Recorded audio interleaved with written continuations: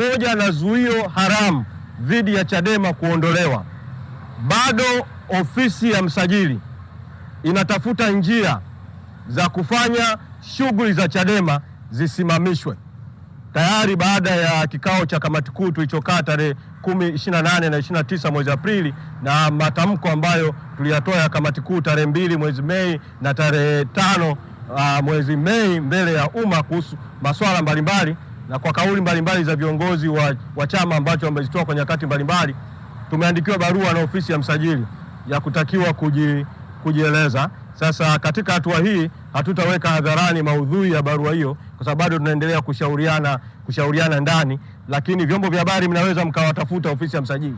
mkawauliza, tumetaarifiwa kuwa mmewaandikia barua Chadema, mmewaandikia barua kuhusu nini na mnataka kuchukua hatua gani dhidi ya Chama cha Demokrasia na Maendeleo Chadema. Lakini mwito wangu kwa wapenda haki na wapenda demokrasia wote, kama ambavyo wamekilinda Chadema katika siku 309 za kuzuiwa kufanya shughuli za siasa, kazi ya kuilinda Chadema iendelee katika maeneo yote, mahakamani, mitaani, kwenye mikutano, kwenye korido za taasisi mbalimbali za kitaifa na kimataifa, kwa sababu suluhu ya matatizo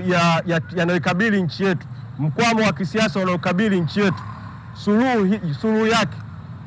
Chadema ni kati ya mdau, kwa kweli mdau kiongozi katika madai mengi ya msingi, ikiwemo madai ya katiba mpya na madai ya reforms katika taifa letu na madai mengine ya msingi ya wananchi. Kwa kazi ya kuihami Chadema na kuilinda Chadema ni kazi ya Watanzania wote, ikiwemo nyinyi vyombo vya habari kama muhimili wa 4 wa dola, fourth estate. Kwa hiyo tunawashukuru sana kwa kufika na vyombo vya habari vile vile, na mtufikishie ujumbe huu kwa umma wa Tanzania na wadau wote wa demokrasia na haki. Asanteni sana.